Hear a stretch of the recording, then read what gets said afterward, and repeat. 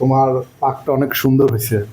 ভাই অসাধারণ অসাধারণ। আসসালামু আলাইকুম। আজকে আমাদের যে রান্না করে সে ভাই আজকে বাড়িতে চলে গেছে, তো সেই জন্য আজকে রান্নাটা আমি দায়িত্ব নিচ্ছি রান্না করার। তো আজকে আমি রান্না করবো হচ্ছে মুরগির মাংস, ডাউল আর হচ্ছে সাদা ভাত। তো আপনারা যদি সুস্বাদু মুরগির মাংস রান্না করতে চান, যে মানুষ খেয়ে হাত চেটে খাবে, তো আজকের ভিডিওটা আপনাদেরকে অবশ্যই দেখতে হবে। তো আমি কিভাবে রান্না করি পুরো ব্লগটা আপনারা দেখতে থাকুন, ইনশাল্লাহ অনেক মজা পাবেন। আর আপনারা ভিডিওটা কন্টিনিউ করতে থাকেন। তো আমি এখন হচ্ছে প্রথমেই মশলাগুলো, রসুনগুলো ছিলিয়ে নিয়েছি, এখন পেঁয়াজগুলো কেটে নিয়েছি। তো এখন আদাটা কেটে নিব।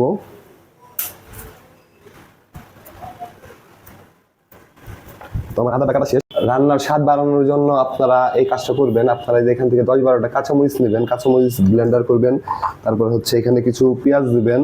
এগুলো কিন্তু আমি ব্লেন্ডার করে নিচ্ছি এই পর্যায়ে। তো এই যে এখানে আদা আছে, তারপর হচ্ছে রসুন আছে, তো এগুলো আমি সব ব্লেন্ডার করে নিচ্ছি। আপনারা যদি এভাবে ব্লেন্ডার করে মাংস রান্না করেন, আপনাদের মাংস মানে 5 স্টার হোটেলের যে হচ্ছে আপনার শেফ আছে তাদের থেকে রান্না স্বাদ হবে। তো আমি এখন এটা হচ্ছে পেস্ট করে নেব, তারপরে হচ্ছে মাংসগুলো ধুয়ে নেব। একটু মাংসগুলো দেখাও। তো হচ্ছে এই মাংসগুলো ধুয়ে তারপরে হচ্ছে রান্নার সমস্ত কার্যক্রম আপনাদেরকে দেখাবো। তো এই পেস্ট করলাম, পেস্ট করার পরে এরকম হয়েছে, তোমাদেরকে একটু দেখাই। তো এই পেস্টটা আপনার খাবারের স্বাদকে দ্বিগুণ বাড়িয়ে দিবে। তো এখন মাংসটা ভালো করে ধুয়ে নেব। এখানে কিন্তু মাংসটা অনেক ভালো করে ধুইতে হবে, কারণ মাংসের মধ্যে কিন্তু অনেক ময়লা টয়লা থাকতে পারে। তো যে দেখুন, এটা কিন্তু আসলে একটা কক মুরগির গায়ে চামড়া টামড়া থাকতে পারে।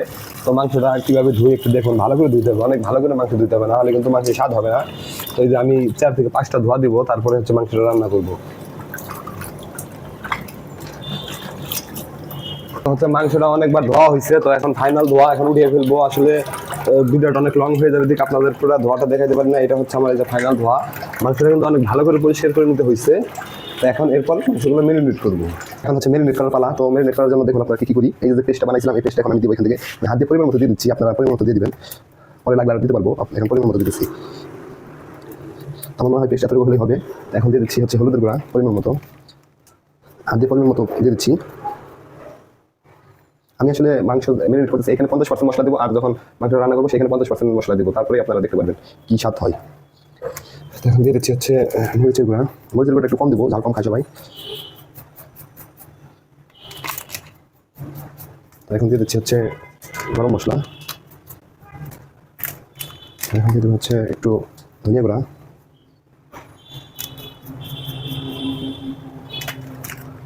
এখন দিয়ে দেবো একটু গরম মশলা।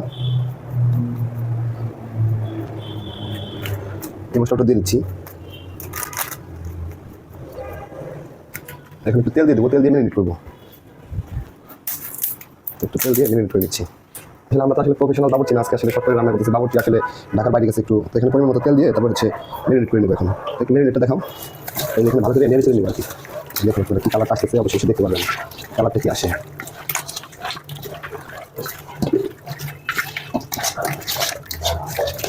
আচ্ছা, এখন হচ্ছে এটা মেরিনেট করে রেখে দেবো। আর তারপরে হচ্ছে আপনার এই গ্যাসের চুলাই ওইখানে পাত্রে কী কী ব্যবহার করি সেগুলো দেখাবো আপনাদের। তো ফাইনালি আল্লাহর নাম নিয়ে রান্নাটা শুরু করে দিচ্ছি। চুলাটা জ্বালিয়ে নেই, এই পাত্রের মধ্যে রান্না করবো। তো এখানে একটু পানি আছে, পানিটা একটু সরিয়ে নিই। আচ্ছা, একটু গরম করে, একটু মিডিয়াম করে দিই। একটু গরম করে এখানে একটু তেল দিয়ে দেবো হালকা। আমি কিন্তু 50% কিন্তু মেরিনেটের মধ্যে দিয়ে দিচ্ছি, আর 50% এখানে দেবো, আপনাদের কিন্তু আগে দিচ্ছি। তো এখানে আবার ডালটা সরিয়ে দিচ্ছি, ডালটা আমাকে দেরি হয়ে যাবে এই জন্য। তো ওই যে এখন তেল দিয়ে দিচ্ছি এখানে। আমার কিন্তু 50% কাজ কিন্তু অলরেডি এখানে হয়ে গেছে। তো এখন এখানে ডালটা একটু হয়ে গেছে, এটা করে দিই। তো এখানে এখন পেঁয়াজ কুচি দিয়ে দেবো। আমি কিন্তু পেঁয়াজ কিন্তু একবার ব্লেন্ডার করে দিচ্ছি, এখন পেঁয়াজ কুচি দেবো। মাংস কিন্তু স্বাদটা কিন্তু এমনি হবে না। এখানে যে পেঁয়াজ কুচি করে দিলাম, তো এটাকে একটু ভাজবো।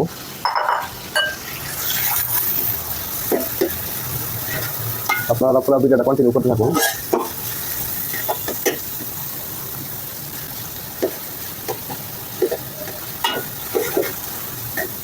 পেঁয়াজটা একটু সময় নিয়ে ভাজতে হবে। তো আমার পেঁয়াজটা ফাইনালি ভাজা শেষ হয়ে গেছে। তো এখন আমি পানি দিয়ে নিবো। তো অল্প করে পানি দিয়ে নিচ্ছি, আর বলছিলাম বাকি মশলাগুলো এখন দেবো। তো এখানে একটু ধনিয়া গুঁড়া দিচ্ছি, মানে যাতে বাসনা হয় এই জন্য আর কি। হালকা করে দেবো, সব 50% দিচ্ছিলাম আর 50% এখানে দেবো, ঠিক আছে। তো একটু গরম মশলা দিয়ে নিচ্ছি, আর হচ্ছে একটু আরেকটা মশলা দিয়ে দিচ্ছি। তো এখন আর হলুদ আর মরিচ করে দেবো না, তো এগুলো দিয়ে কিন্তু আসলে ওগুলো কিন্তু সব এখানে দেওয়া আছে, তো এগুলো দিয়ে একটু মানে ই করে নেবো, হচ্ছে কষিয়ে নেবো আর কি। আসলে আপনারা দেখতে থাকবেন, আজকে খেয়ে আমাদের অফিসের লোকজন কি বলে সেটা আপনাদেরকে দেখাবো, ঠিক আছে। আসলে ভাই জীবনকে উপভোগ করতে হবে, ঠিক আছে। রান্না করা অফিস এগুলো আসলে উপভোগের জিনিস। আসলে আমি এটা একটু নেড়ে চেড়ে, আর একটা বিষয়, স্বাদ মতো লবণ দিতে কিন্তু হবে। আমি কিন্তু আসলে লবণ দেওয়ার কথা কিন্তু ভুলে গেছিলাম ব্লগ করতে করতে, তো এখানে লবণ দিয়ে দিচ্ছি। লবণ আমি একবার দিচ্ছি মেরে নেড়ে, আর এখন একটু দিয়ে দিচ্ছি হালকা, আর পরবর্তীতে স্বাদ মতো লবণ না হলে লবণ দিয়ে নিতে হবে। এটাকে ভালো করে কষাতে হবে, আপনি যতটুকু কষাতে পারবেন সেই অনুযায়ী আপনার স্বাদ হবে। সেদিকে দেখাও সামনে এরকম করে কষাচ্ছি, ঠিক আছে। এরকম করে ভালো করে পানিটা শুকিয়ে আনা দেবো, কিন্তু আপনাদের এরকম করে কষাতে হবে। এখন ওদিকে কষানটা শেষ হলেই কিন্তু আমি যে মাংসটা দিয়ে দিব। দেখুন এই যে আমাদের মাংসটা কিন্তু ঢেকে রাখছিলাম, এখন কিন্তু এটা এখানে কষানটা হয়ে গেলে দিয়ে দেবো সুন্দর করে।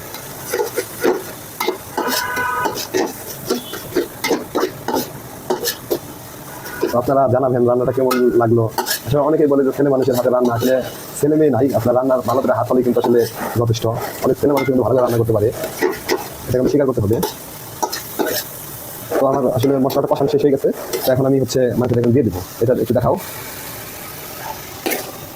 তো আসলে যে মাংসটা দিয়ে দিলাম, এখন একটু নেড়ে দেবো ভালো করে। আচ্ছা, নেড়ে দেবো সুন্দর করে। মাংসটা খেতে কেমন হয় আপনারা অবশ্যই একটু জানাবেন।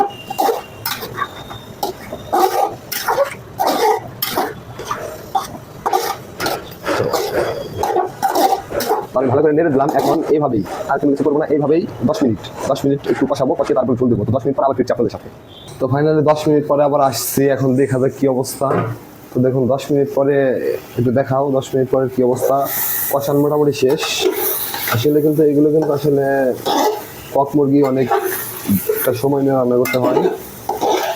তো এই যে দেখুন আমার কষান মোটামুটি শেষ, এখন আমি একটু গরম পানি দিয়ে ঝোল দিয়ে দেবো। আমি এর ফাঁকে একটু গরম পানি করে নিয়েছি, তো সেটা দিয়ে আমি এখন একটু ঝোল দিয়ে দেবো, আপনারা দেখতে থাকুন। পরিমাণে একটু গরম পানি বেশি দেবো, কারণ এই মাংসটা কিন্তু ধীরে ধীরে অনেকটা সময় নিয়ে জাল করে কিন্তু হচ্ছে রান্না করতে হবে, তা না হলে কিন্তু মাংসটা এটা কক মুরগি তো শক্ত থেকে যাবে। আমি এই সবটুকু পানি দিয়ে দেবো এখানে ঝোল।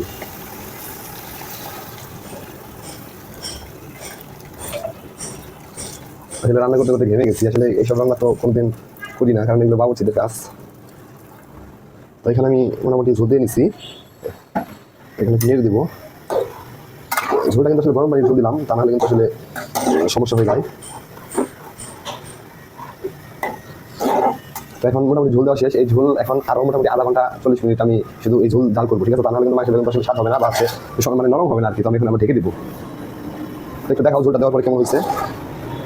মাংসটা যদি একটু সাদা সাদা দেখা যাচ্ছে, আমি নামানোর আগে একটু মরিচের পাখি দিয়ে দেবো, কারণ এটা হচ্ছে একটা আলাদা একটা টিক্স। তো আপনারাও দেখতে থাকুন কীভাবে রান্নাটা করি। তো এখন একটু ঢেকে দিই। তো এদিকে আমার ডাউলটাও কিন্তু হয়ে গেছে, ডাউলটা একটু দেখাও। তো আজকে কিন্তু ডাউল আছে মেনুতে, তো হচ্ছে ডাউলটা। তো 30 থেকে 40 মিনিট পরে আপনাদের সাথে আবার দেখা হচ্ছে। বন্ধুরা ফাইনালি 1 ঘন্টা পরে চলে আসলাম। তো 1 ঘন্টা পরে কি অবস্থা একটু আপনাদের দেখাবো, একটু দেখাও। 1 ঘন্টা পরে আমি কিন্তু আসলে অনেকটা পরিমাণ ঝোল দিয়েছিলাম, কিন্তু 1 ঘন্টা পরে এখন ঝোলটা একটু কমে আসছে। এখন আরও এটাকে নাড়তে হবে, যে দেখুন মাংসগুলো এরকম হয়েছে। আসলে মুরগিটা কিন্তু অনেক শক্ত বিদায় কিন্তু এতটুকু ঝোল দিতে হচ্ছে আমাকে। এখন একটু দূরে যাও, আমি একটা হচ্ছে গোপন একটা মশলা এখানে দিব মাংসটা স্বাদ করার জন্য।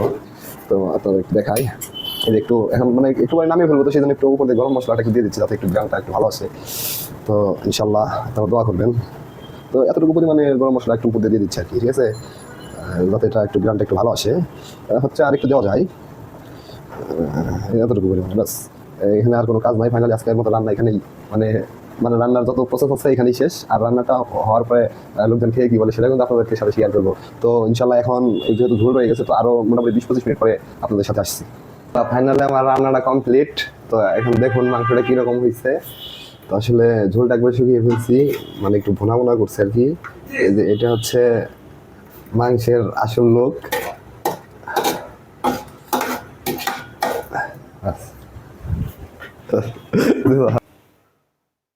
সেই লাগবে। আচ্ছা, এই যে 2 ভাই খাইতেছে, ভাইয়ের রিভিউ নিব, রান্নাটা কেমন হয়েছে অবশ্যই একটু জানাবে ভাই। হ্যাঁ ভাই, একবার সত্যি কথা বলবে। আলহামদুলিল্লাহ, তোমার পাকটা অনেক সুন্দর হয়েছে। চিকেন একেবারে কারিমার মতো, রোস্ট মশলা। আলহামদুলিল্লাহ ভালো হয়েছে, খাবারটা খুব সুস্বাদু। Thank you. ধন্যবাদ। শরীফ কেমন হয়েছে মাংসটা বলো। ভাই অসাধারণ। যারা খায় নাই তারা বুঝবে না কখনো, আর যারা খাইছে তারা আরেকবার খাওয়ার জন্য অনেক আগ্রহী থাকবে যে এটা আরেকবার যদি রান্না করতে দিবে তাহলে তো আরো ভালো লাগে।